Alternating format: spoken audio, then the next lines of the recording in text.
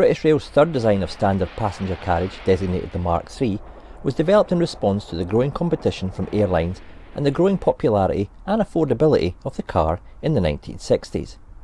A variant of the Mark III became the rolling stock for the high-speed train, or Intercity 125. Originally conceived as a locomotive hauled coach, the first coaches were built for the prototype HST in 1972. Production coaches entered service between 1975 and 1988, and multiple unit designs have been based on the Mark III body shell, and these continue to be built well into the 1990s. The Mark III and its derivatives are widely recognised as a safe and reliable design, and it's only in the last 2 or 3 years that there have been widespread withdrawals and scrapping of these vehicles. Post-2019 Mark III coaches in revenue earning service have been upgraded to feature automatic sliding doors and toilet retention tanks in order to meet current regulations. The updated vehicles are still in operation with ScotRail on their Intercity 7 HST sets, Cross Country and GWR where they're operated in 4-car Castle sets. However, the latter are due to be withdrawn by 2024. Slam door examples still operate on charter and rail tour services, including the recently introduced Blue Pullman HST sets, which offer a first-class experience if your pockets are deep enough to opt for a ticket.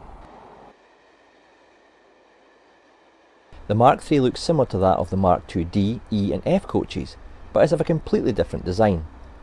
A difference aiding quick recognition is the ridged roof on the Mark III and the underframe skirt compared to the smooth roof and visible below frame equipment on the Mark II. The body shell is longer than that of the Mark II and of full monocoque construction with an all-welded mild steel stressed skin outer, and has gained a reputation within the railway industry for its exceptional strength and crashworthiness. Another important advantage and advance over its predecessor was the adoption of secondary air suspension between the body and the bogies, giving an exceptionally smooth ride. The bogies were classified as BT10 and were specifically designed for the Mark III and have a coil spring primary suspension with hydraulic dampers enabling the maximum speed of 125 mph to be reached, compared to the 100 mph of the Mark II. Disc brakes are in place of the Mark II design's class brakes, and this completes the engineering package, enabling efficient deceleration from 125 mph and almost silent brake operation. The Mark III was designed to be operated behind loco-hauled operations. However, with the introduction of the prototype high-speed diesel train in the early 1970s, this required some changes to be made. The main difference between the HST vehicles and the loco-hauled Mark IIIA relate to electrical supply arrangements. The later Mark IIIB was a build on the Mark IIIA with additional first-class loco-hauled vehicles for the West Coast Main Line. These are virtually the same as the Mark IIIAs, but have an improved motor alternator unit, and the seating is derived from the advanced passenger train. The designers set out to improve rail travel in every way possible. The new trains were to be more comfortable, faster and more efficient to operate than ever before. And to make sure, they brought in signal and track engineers, drivers and maintenance men, accountants and caterers. In fact, everyone who would have to do with operating the trains. And their demands added up to a set of specifications which were not easy to attain.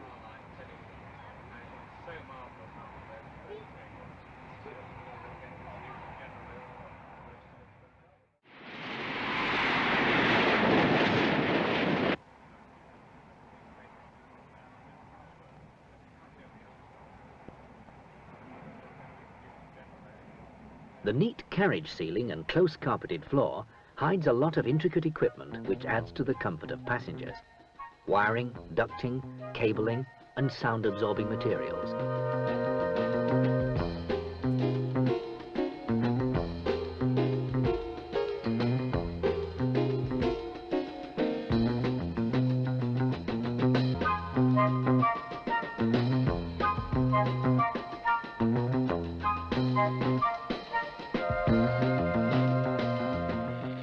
At the Derby Carriage Works, the body side framing, roof and end framing for the carriages are formed on separate jigs and welded together.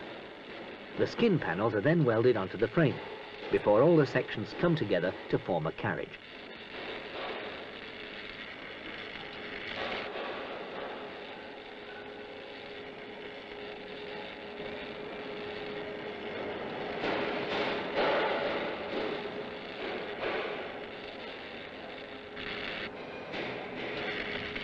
In another shop, the carriage interiors are fitted out with all the equipment which helps to make the railway the most comfortable way of travelling.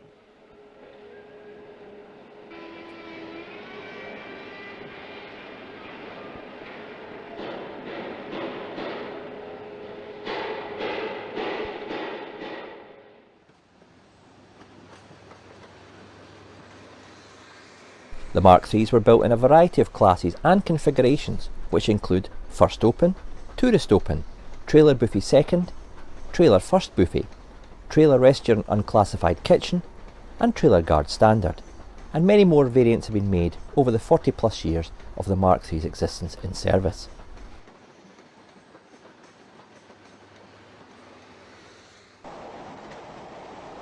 Initially these coaches entered service with Intercity, but since privatisation they've been used across many operators, including First Great Western, Midland Main Line and later East Midland Trains, GNER, Virgin West Coast, Virgin Cross Country, Virgin East Coast, LNER, Cross Country, GWR and Greater Anglia, and there's also been use of these on the Network Rail test train.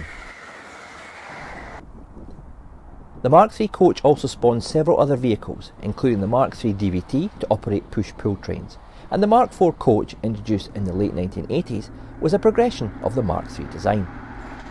The curtain is slowly closing on the era of the Mark III, which is widely seen as the best British rail coach design, providing unrivaled comfort and ride qualities.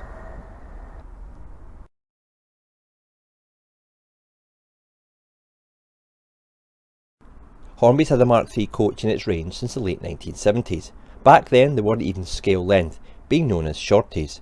An example of them can be seen here. This is from my own childhood collection, and looking at them now, they're truly awful, but to a 5-year-old me they were great. Accuracy and detail didn't really matter back then, which was good for Hornby, as very little of what they did was that great and certainly wasn't be classed as a scale model. We bemoan the lack of consistency in the Hornby range now with regard to the collect colours, but looking back, it was the same in the 1980s. They changed their colour output from year to year, as this mix and match of coaches of the same livery can clearly be seen. Have you ever owned any of the Mark III shorties? Do you still use them? Let me know in the comment section below. The shorty Mark IIIs were pretty poorly built, to be honest, and they had these massive tension lock couplers, and as you can see with the coach at the right hand side there, it even sits at a different height to the one at the left, and there must be no more than 1 or 2 years between these two releases. So looking at the colours, the actual model itself, it really was crying out for an update by the end of the 20th century. At the turn of the century, Hornby moved its manufacturing to China, and shortly after a new generation of Mark III was produced, giving more detail, better performance and a pretty decent level of accuracy. They looked good when they ran with the highly detailed HST from 2008 onwards. When Hornby bought some of the old Lima toolings back in 2004, they inherited their Mark III moulds, which were held in high regard back in the 1990s. Hornby continued to use the Lima tool for the TGS coach, which is on the left here, which strangely enough wasn't tooled by Hornby themselves. They also used the catering vehicle from Lima. You could always tell the difference between a Hornby and Lima tooling. First off, the roof ribs and roof vents are of a different profile, and the gangway ends are also different, as you might be able to see here. The windows on the Lima tooling never fitted as well as the Hornby ones, as they were actually part of the roof. This made getting into the Lima coaches an absolute nightmare. As you can see here, coach A is the Lima one, coach B is the Hornby, and if you look at the toilet windows, how they fit differently. As I said, the Lima tooling never really had perfectly fitting windows, and also the actual border or the rim of the window was also of a different profile. The two coaches also took a painted finish differently. For example, the roof on the TGS at the left always has more of a sheen to the black roof compared to the Hornby. This was down to the roof on the Lima being made from clear plastic. From this view you could probably see the difference in the roof rib profile as well when they're parked side by side. Oxford Rail had a go at producing the Mark IIIA a few years ago, but these fall short of being a great attempt. Their coupler mechanisms are the epitome of flimsy, and their true-to-life attempt at accurate livery shades were truly awful. So much so that I undertook the task of correcting elements of this livery, as you can see here on the Intercity Swallow coach. A video of how I did this can be viewed by clicking the link at the top of the screen. The Oxford model has a lot going for it. The gangway ends are superb, The gangway doors picked out in the correct colour, the actual gangway connections are really well detailed. We've got separately fitted grab rails and jumper cables. One downside is the separately fitted steps, which tend to fall off at will, so you've got to really put them in with a little bit of super glue. The interiors are well decorated with separately picked out tables and the chairs in the correct colours, and you've also got the no smoking signs which are applied to the inside of the windows. So overall it's a good coach. It just unfortunately falls short in a few areas. As I mentioned earlier, I undertook some repainting of these coaches to bring them a little bit closer to realism. For that I repainted the lower intercity beige band along the bottom of the coach, and the stripe just that sits on top of the black band there and below the orange cantrail stripe.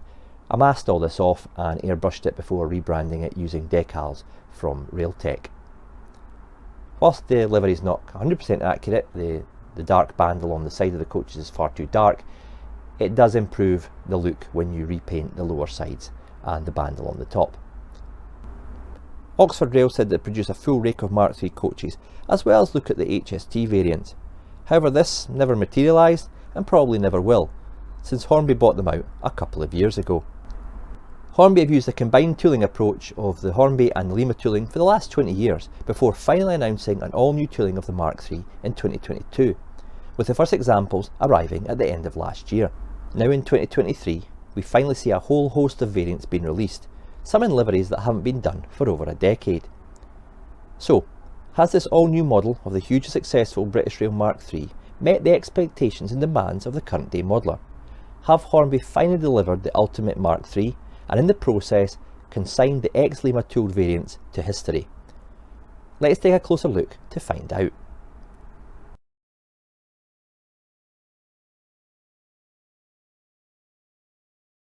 This all-new Mark III tooling coincides with the updated Hornby HST power cars.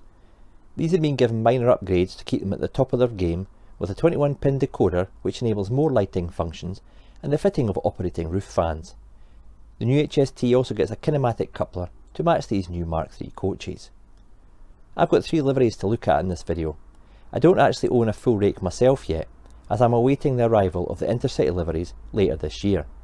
However, these 3 examples form part of a mate's collection, who has kindly given them to me to have a look at and to do some running tests. Okay, the shape of the new coach is a visible upgrade from the previous tooling in some key areas. Starting off at the ends, which see the most significant upgrades, the gangway section looks to be carried over from Hornby's recent Mark III sliding door variants, and brings the model bang up to date. It actually captures the fairly plain design of the coach really well, with some incredibly small printed details applied as well.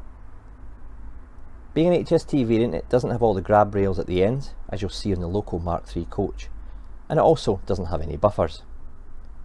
There is a moulded representation of a coupler fitted just above the small tension lock coupler, which I'll come on to shortly. The ends of the gangway are smooth, and it doesn't have any of the detail you'll see on the real coach. The Oxford coach is better in this area. The doors on the end of this East Midlands example are picked out in white, and I'm glad to see Hornby have dispensed with this half black half white colouring of the gangway partition on this particular model.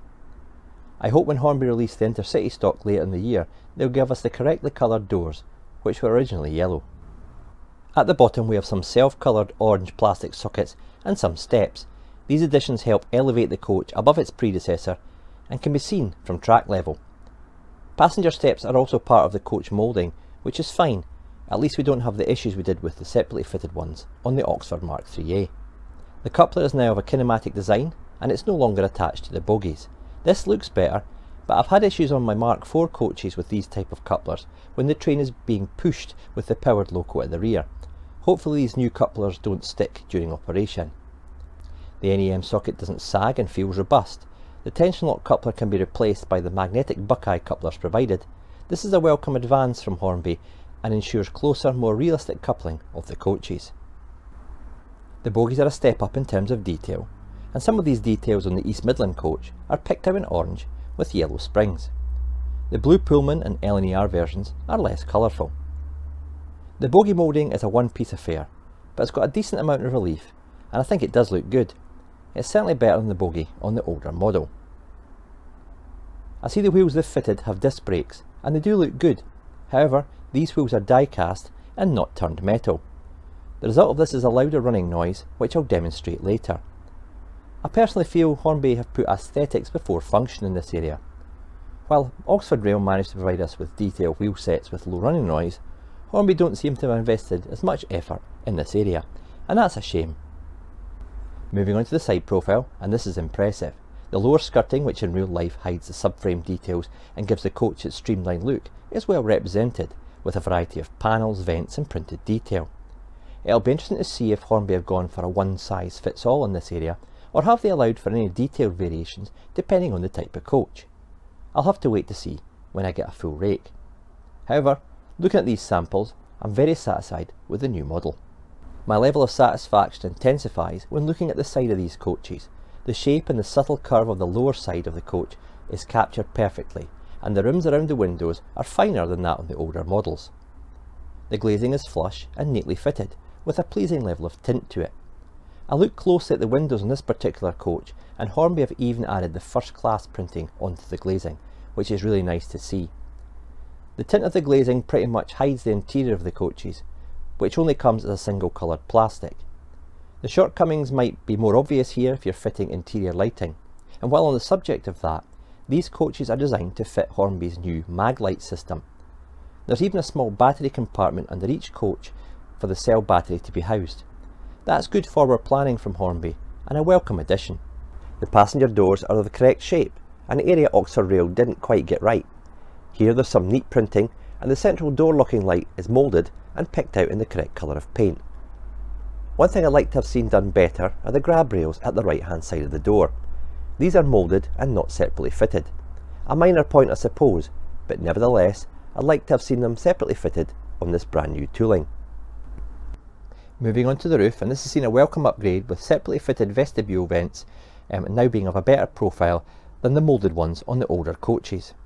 The roof ribs are of the correct width and depth when comparing them to foes, and these are better than the Oxford MK3s, which I always felt were a little bit too subtle. Finally, we've got separately fitted metal handles, and these are better than the moulded type on even the new MK3 sliding door coaches. They look really good and help the coach compete with the details in this area like we find on the Bachmann Mk2F coaches. However, I have to note that on a couple of the occasions with these coaches, these grab rails were attached a little bit on the wonky side, so I've had to repair them. One of the most critical areas on a new model is that the livery is correct. So how have Hornby done here? Well, let's take a look at all three coaches individually. First off, the East Midlands Trains coach is really striking. It's a livery I've always admired, and Hornby have done a great job here. The colours appear accurate, and if what I've read is correct, these new coaches match the previously released HST power cars of the same livery. There's no sign of hazing between the colours, and I don't think there's a water slide transfer in sight, which is an improvement on the fag packet coaches Hornby released recently. The blue Pullman livery divides opinion, so where do I stand on this? Well, initially I thought it was awful, but it did suit the Mk3 coaches right from the off. I've still got my reservations with the contrived paint scheme around the HST cab with no yellow warning panel present, but it's slowly growing on me. By comparison, I think the coaches look excellent. Hornby have done a good job of this model. The paint is sharp, and the blue has a nice lustre to it. I thought Hornby might have done these along with the power cars in a gloss finish, as they've done with several other of their specials, but I'm glad they haven't. The grey roof present on the real thing is accurately represented, and there's a super crisp cantrell stripe printed as well. Moving on to the door areas, the blue Pullman font is beautifully done, as are the tiny Pullman crests. Another neat touch is the door 1 and door 2 printing at the top of the door windows. This appears printed and is really impressive and is a bit of quality. It demonstrates that Hornby are capable of producing quality when they and their factories put their minds to it. Let's hope this works its way through to future batches of the new Mk3 coaches. Finally, I'm not sure what's going on with the ends, as they seem to have used the black-white design on the gangway partition. I'm not sure if this is present on the real thing, but I'd prefer it if this was all black. But again, this may be correct as per the prototype. Oh, and one final thing, I don't usually obsess about the boxes, but the blue Pullman coach comes in a really impressive bit of packaging, showing that this is part of the one-to-one collection. The LNER livery is one I really like. I know some people can't stand it, but it really suits the Mk3. Hornby have done a good overall job here, but it isn't the same as the recently released Mark IV coaches of the same livery. The red is a deep red, and I think it lacks the very slight orangey tinge to it. In isolation it looks excellent, but parked up next to the Mark IV, I can't work out which one is more accurate. The middle of the Mark III is white, while on the Mark IV it's an off-white. It's like Hornby have got the shade of red closer on the Mark IV, but the whiter body side's better on the Mark III. It's really hard to give a definitive conclusion here, as the vinyls applied to the real coaches tend to fade in service, and a lot of the photos that I've studied show a variety of colours depending on how the light hits it. It niggles me slightly that when I run my Class 91 and Mark IVs beside my new HST and Mark IIIs that they won't match. Now we all know paint's a variable thing, it depends on the primer you've used and even the base colour of the plastic. We also know Hornby used different factories to produce some of their range, and this may have a factor in the finishing colour. If you look back on the previous releases of the Hornby Mark III and LNER livery, they're both different shades of red to the new one. So if you include the Mark IV shade of red there, we've now got 4 different shades. Only another 46 attempts and Hornby can make a film, 50 shades of red. I'll now run these coaches on the layout and see how they perform, and I'll deliver my verdict.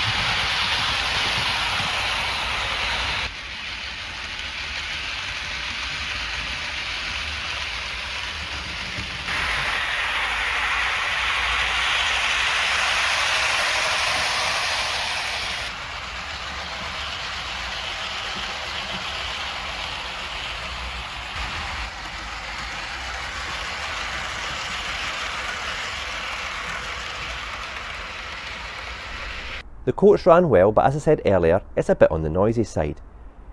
I'm going to consider replacing these wheels with the turned, less detailed ones. Function must come before aesthetics if, like me, you actually like to run your models on the layout. The magnetic couplers provided in the pack will be tested at a later date and compared to the excellent Hunt couplers which can be retrofitted to most coaches on the market today. Check out the web link in the description below. Here are my ratings for this all-new Hornby Mark III coach. Accuracy and appearance is a solid 4 out of 5. They look extremely good, but not without their niggles, the LNER red being the main confusion. Performance is 3.5 out of 5. This coach runs well and the new kinematic couplers work without issue, but it's the wheels, they're just too noisy. I'd recommend wearing ear defenders if running rakes of these at high speed, and to be honest, I'd rather listen to my wife moan at me than listen to a rake of these going past its speed. Fit and finish is good, only the odd little mark here and there, so I'm going to give that a 4. Packaging, well, it's standard Hornby, robust and supportive.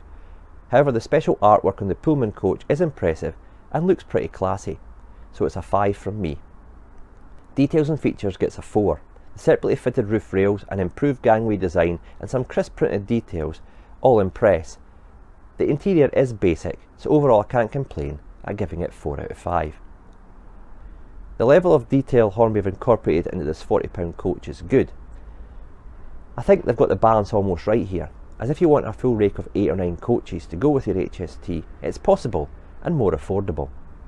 My overall rating is therefore 4 out of 5, with my recommendation that you should consider buying this model of the iconic British Rail Mark III coach. I'll certainly hope to add a few more rakes of these new HSTs in the future. In 00 gauge, it's the best Mark III we've seen.